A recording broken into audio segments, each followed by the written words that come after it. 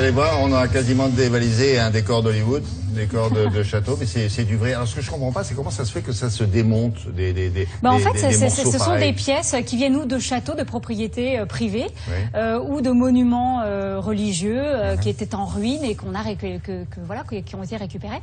Et cette collection, en fait, elle est en partie constituée du fonds Georges de Motte. Georges de Motte, c'était un marchand au début du XXe, un marchand qui était spécialisé dans l'art gothique.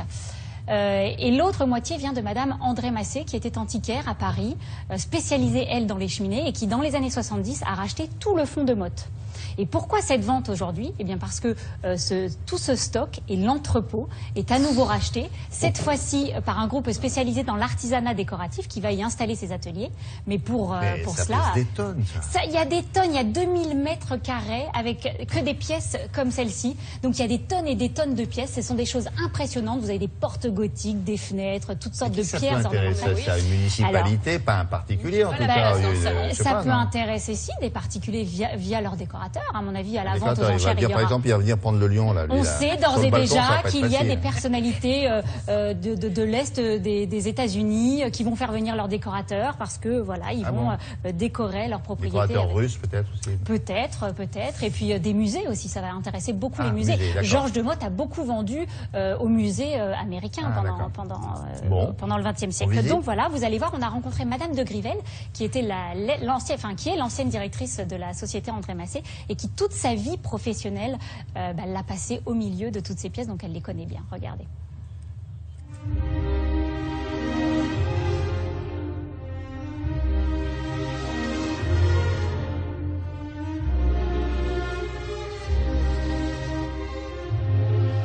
En 1975, je suis arrivée un beau jour devant le beau cloître et j'ai frémi, j'ai eu des frissons, comme vous avez eu des frissons en voyant le palmier, qui est d'époque 18e. Vous avez la partie supérieure qui est surmontée de palmes et la tête de satyre avec ses cornes et ses oreilles pointues. Là, on voit que c'est un sculpteur tout à fait confirmé. Toutes les courbes sont très intéressantes. Vous avez des reliefs importants. La sculpture est nerveuse. Elle n'est pas plate, elle n'est pas morne. Elle est expressive. Comme celles qui sont à l'arrière, les pilastres que vous avez ici. C'est une pierre dure et qui a été sculptée dans le goût de la Renaissance avec énormément de détails. Vous avez tout en haut donc un nid, des oiseaux, puis des lézards, des casques. Vous avez 2 têtes de lune. Les vendanges, regardez. Le lierre, la longévité, la force. Vous avez toute une histoire qui est évoquée ici.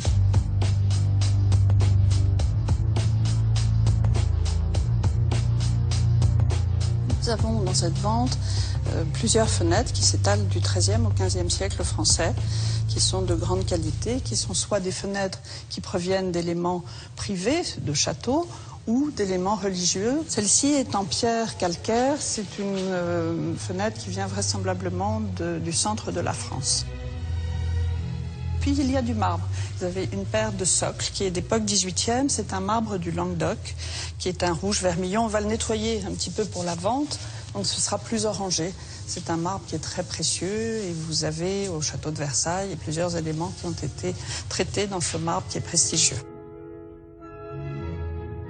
Dans cette vente, vous aurez également un élément exceptionnel qui sont 3 arcatures de cloître.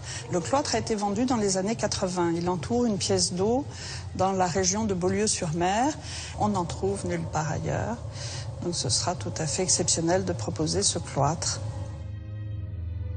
Je souhaite que les personnes qui feront l'acquisition de ces objets aient autant de bonheur que nous avons pu en avoir en étant autour de toutes ces pièces qui sont tout à fait exceptionnelles et qui vivent toujours. Elles ont une âme. Il y a des plaques de métal, c'est ce qu'il y a de moins cher pour les fonds de cheminée. Sans doute, ouais. Ouais, sans doute. Elle ne répond pas parce qu'elle ne veut pas le dire. Non, amenez votre carte bleue. Ouais. Ou c'est de votre femme aussi, les deux. Hein, Toutes les pièces possèdent un passeport pour l'exportation. Bien sûr. Voilà. Donc sinon, ça s'appelle du trafic. Bah oui. Et donc voilà. Donc la vente aux enchères a lieu le 23. Donc dans l'entrepôt de Suresnes, c'est très joli parce que c'est une ancienne fonderie du 19e. C'est Maître Renard qui sera au marteau. Et en attendant, vous pouvez aller visiter cet entrepôt avec toutes ces pièces à partir du 16 septembre. Et puis je vous signale qu'au Louvre, ils vont exposer le fonds photographique qui a été offert au Louvre par André Massé. C'est le fonds photographique de Georges de Motte. Ça représente essentiellement des sculptures médiévales. Ce sont ces achats en fait qu'il faisait au tout début du 20e. Et c'est très joli. Merci mesdames.